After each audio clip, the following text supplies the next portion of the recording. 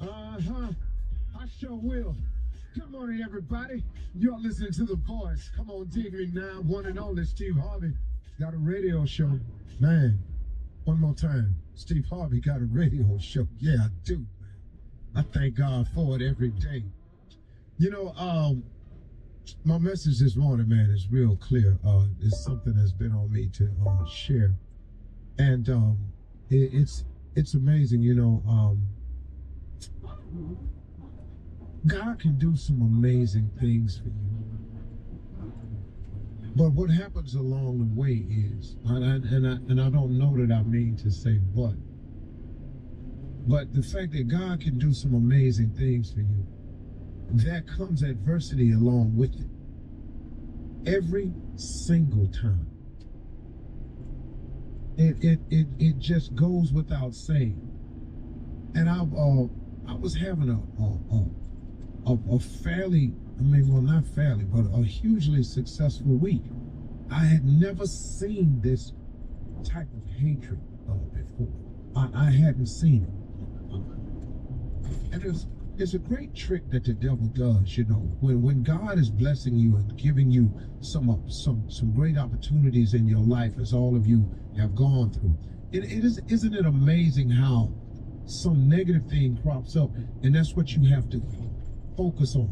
I found out that I don't have to, but you wind up focusing on it, and your energy goes over to that to try to deal with it, counteract, wonder why it was happening. You got to make phone calls. What was this about? Blah blah blah blah blah. And it throws you off the course you are on. The beginning of the week, I was so grateful. I was so amazed. I was really thanking God for opportunity.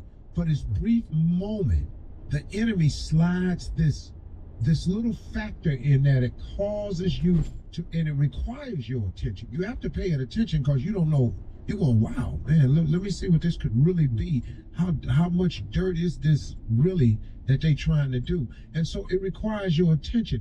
But in that attention, you lose your focus on really all the blessings and the good thing that God does for you. The enemy has an amazing trick that he does that. And it was in my head, I gotta tell y'all, all week long, man. And I was doing some amazing stuff. I was having such a blessed week, man, in terms of press and PR and where God was taking me. And then when I got back, I was talking with my wife. And then I was talking to a good friend of ours. And they shared something that really helped me out. And they said to me, new level, new devil. You know, it's something really simple. But new level, new devil. Every time you go to another level, every time you go a little bit higher, every time God has a blessing in store for you, every time he moves you in position, do you understand that the enemy's job is to make you not see the blessing, make you not be grateful for it, lose your focus and focus on this that I just threw in your way, this stumbling block, this obstacle, this trickery. And man, I just got to tell you, man, I mean, it was so filled with hatred that I really spent some time addressing it. I got publicists on the phone. I said, what's happening here? Y'all not watching this? Y'all not, what was this attack? You didn't know these angles? What was, and you know, Steve, chill. New level, new devil. If you get a promotion on your job, guess what? Somebody ain't happy that you got the promotion. So here come the hate. You don't even really know these people. You have no idea. Every time you make a decision to make your relationship with your spouse better, man, this is it. You know what I'm gonna start doing? I'm gonna do this, man, so me and my girl can go on and have this, or me and my man can go on and have this. Watch what happens. Every single time. Here comes the new level, the new devil, the trick. You don't need to do that. What you doing that for? She don't appreciate it. He ain't gonna appreciate it. Look over here, man. Look at that right there. Ain't he nothing? You know, he ain't call you and he said there's no, all types of stuff. It just happens all the time. And I was sitting here talking with this friend, really good friend, very spiritual person. And they said, you know something, Steve? You know, I was talking to Jesus and said, I was having this conversation with Christ. And I said, God, for real?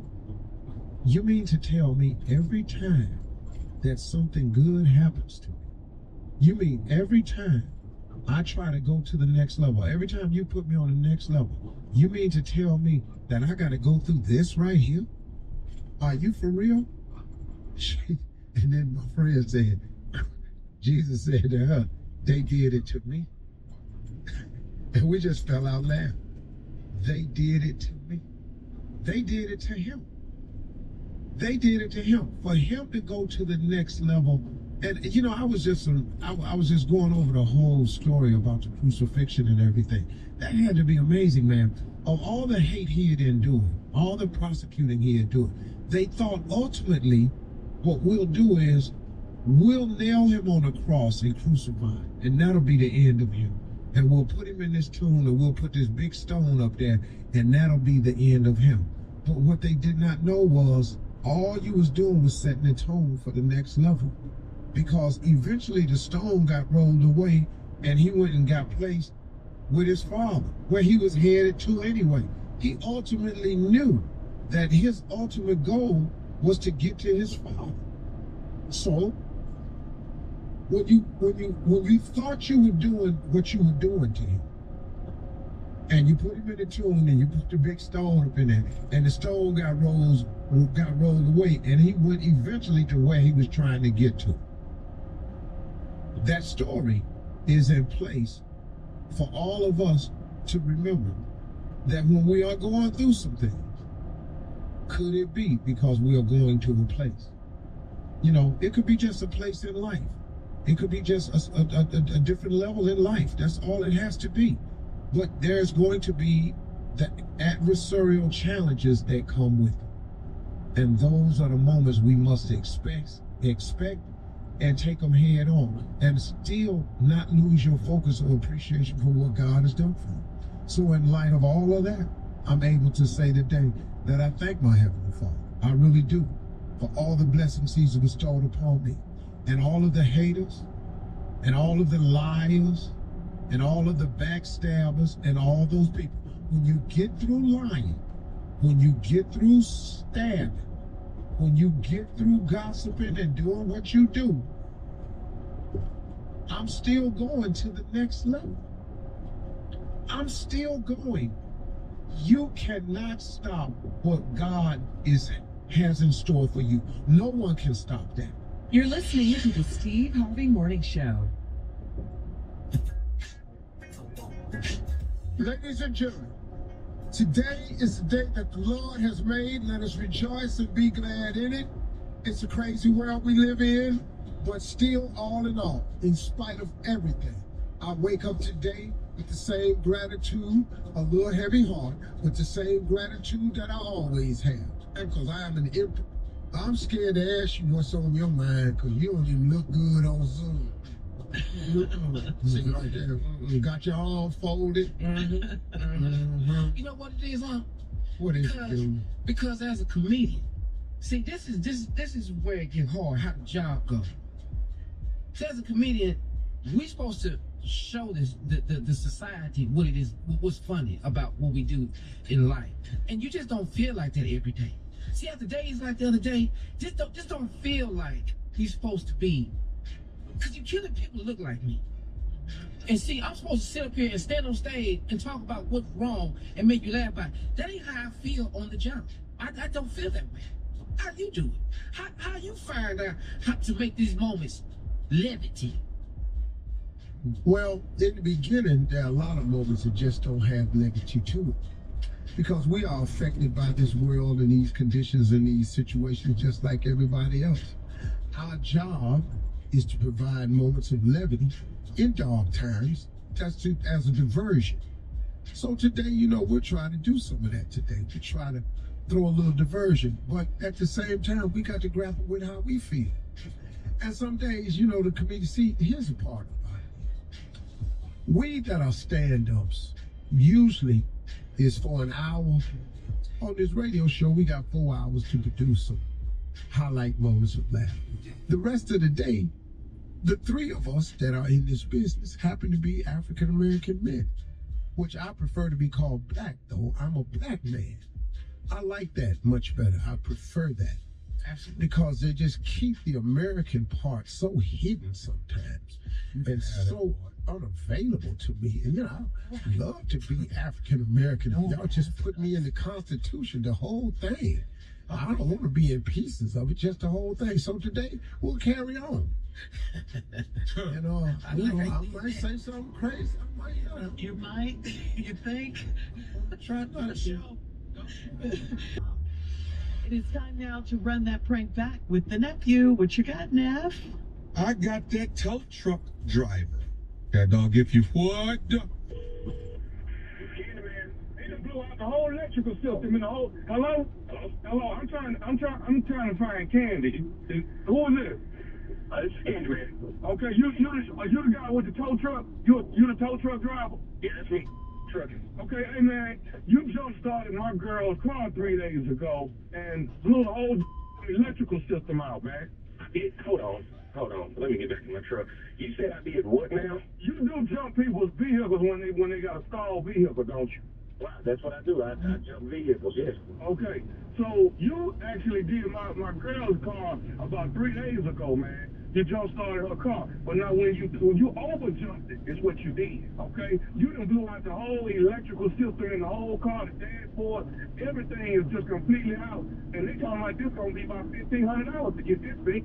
I'm sorry now. What's his name? My name Kenneth, man. But you my girl Sheila, man, you jump started, you over jumped her car. Well, just wait a minute, Kenneth. There's no such thing as over jumping a car. You can't over jump a car, man. Man, let me tell you a car. Whoever told you that? That's just dumb. Hey, let me tell you something, man. You over jumped my girl's car. Okay, and you blew out the entire car. What do you mean that's what you did, man. You done blew out the entire electrical system. The entire dashboard is completely dead. The people at the dealership saying it's gonna take $1,500 to get this thing back up and running. Well, you may want to take it somewhere else, so they're trying to rip you off. There ain't no such thing as over jumping a car and blowing. And if she drove off that day, then she should be fine. I've jumped plenty of cars. I jump cars all day long. People always need to jump. I've never over jumped a car blown out of the electrical system. Look, you over jumped this car, okay? And that's the reason why it's completely shut down. And all the fuses are blown out. Everything is completely dead. You over jumped the car. And that's the $1,500. And the reason why I'm calling you is you should be the person paying for this. No, hell no. That sure ain't gonna happen. I'm gonna pay for something I didn't do. You did it. You the one overjumped it, man. You overjumped the car. I don't overjump cars. Now wait a minute. Now wait just one minute, man. I'm not gonna argue with you. I jump cars all the time. And you mean to tell me I overjumped you? You're a... No, you know what? You're gonna get your whooped if I don't get this $1,500. I'm sorry, you said what there? You're gonna get your whooped if I don't get this $1,500 to take care of this whole car and the whole electrical system. Well, I tell you what, I'm over here on Martin Luther King right now. Now, if you talking about whooping somebody, you bring it over here. Now, I don't overjump no cars, and I don't owe you no money. You owe me $1,500, you country son of a...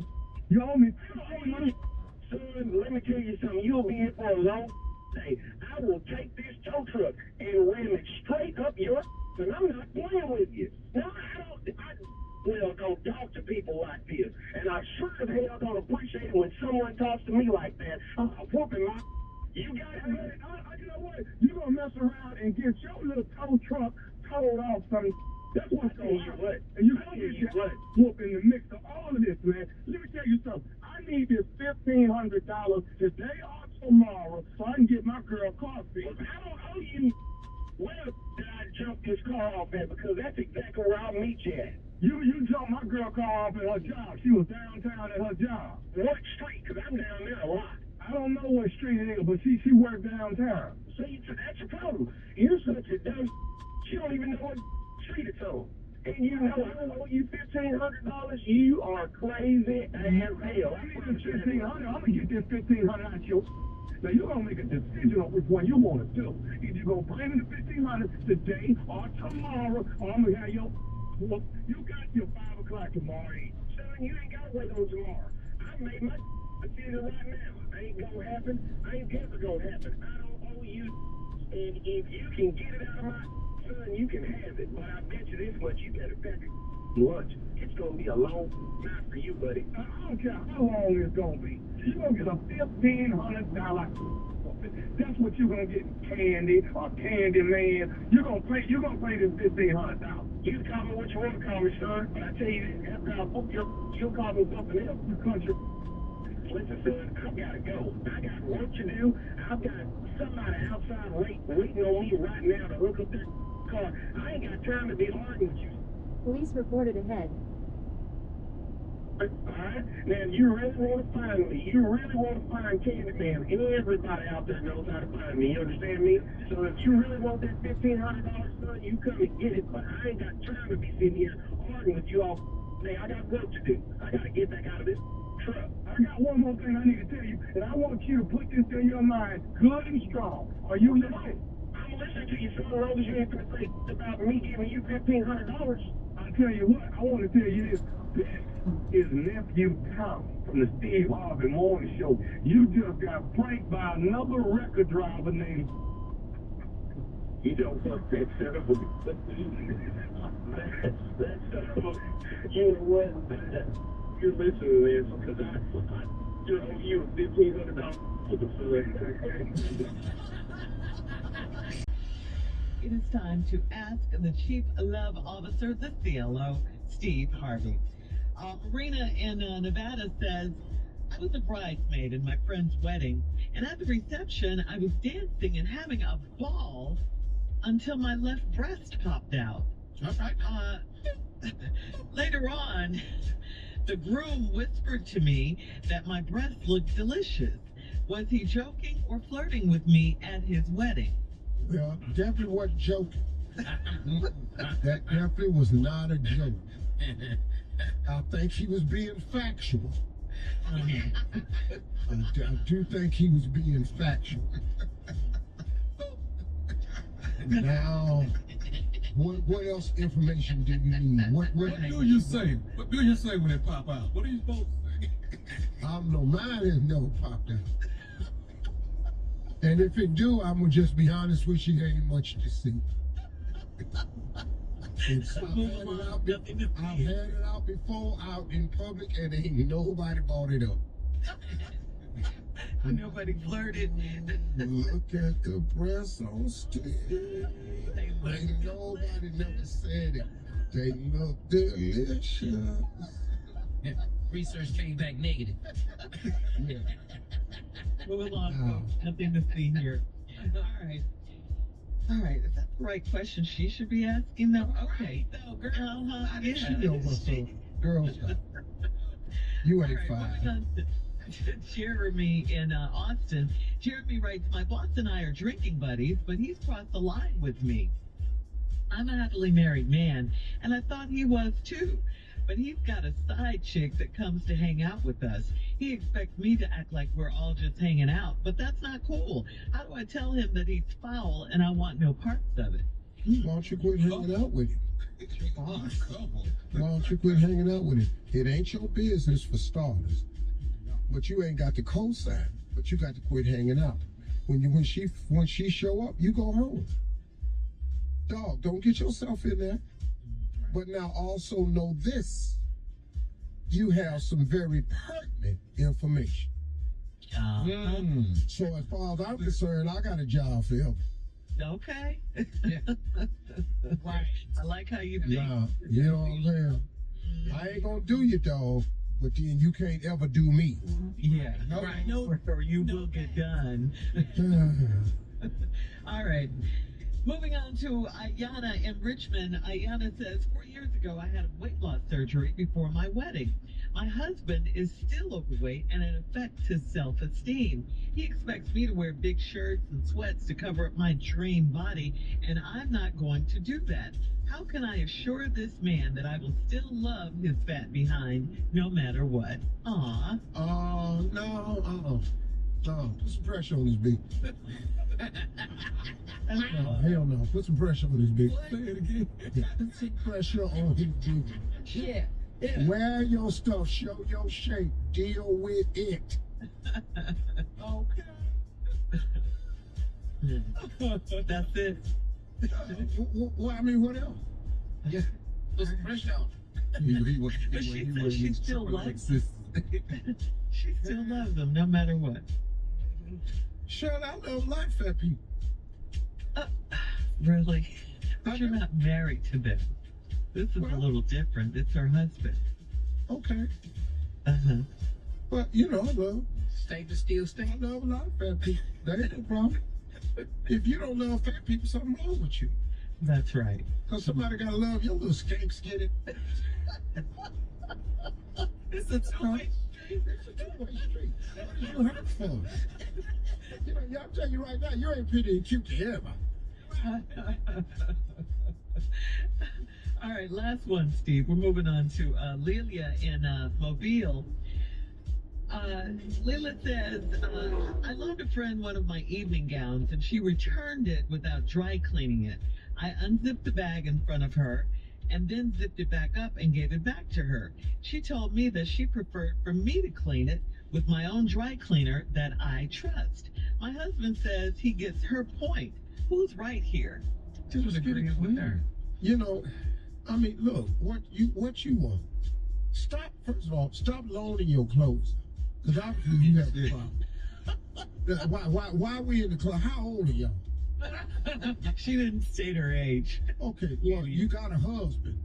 So obviously something's wrong. Yeah. Now we need to stop this here. Stop loaning out your clothes. The next thing, clean your dress where you want it clean. Yeah. She obviously poor because she buying clothes. Now her cleaners ain't gonna do like yours. She just gonna take it down to the laundry. It's wash and fold down there where she go. Now if you want your dress, wash and fold. If you want it wash and fold, that's what she do. She already know that. So take it to the cleaners you like. $4 a pound. $4 a pound. But still, what is her husband agreeing with her friend for? That's probably what she's mad about too. That is. Well, you know, because he just tried to offer the quickest fix. If you got to go back and forth with your friend about the dress, that ain't gonna be good business. Your husband just say, hey, just clean it where you want to get it clean, baby. Then it'll be over with. Now she gonna take it down there, gonna get it shrunk. Now you ain't gonna be able to wear it.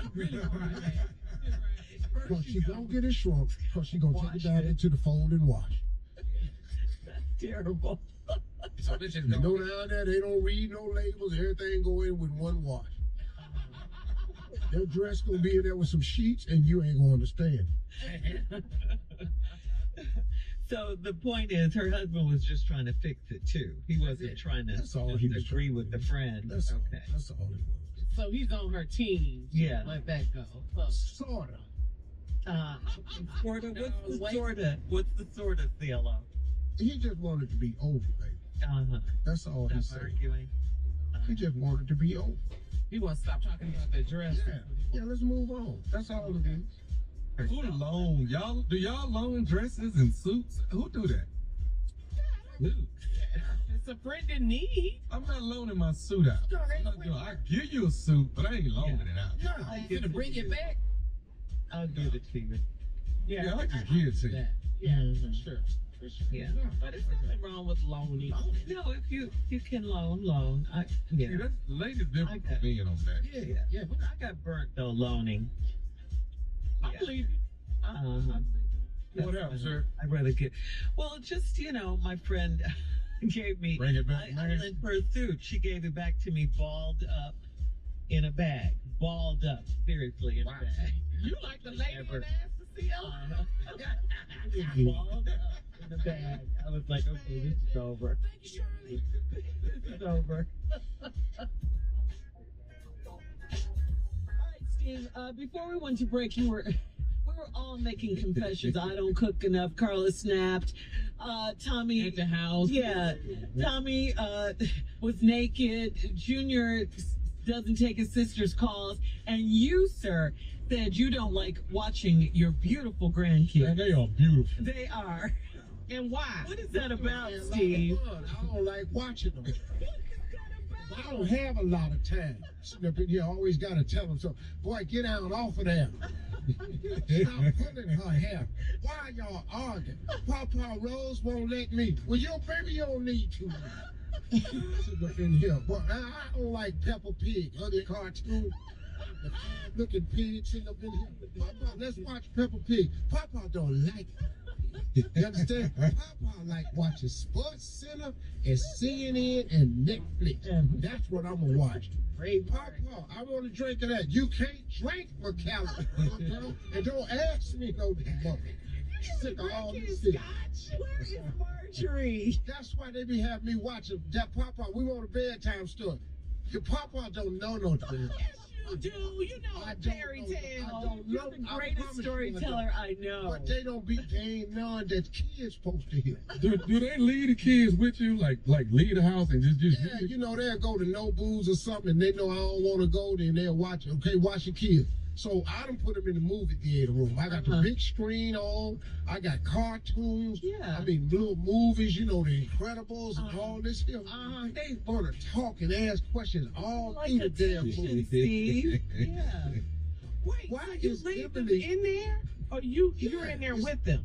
No, it's next to my office, so, you know. What is a So I- soundproof room? What is I leave them in there, and then they'll come in, Papa, Emily done. Who is Emily? God, I don't know none of these people right now. I don't like none of them.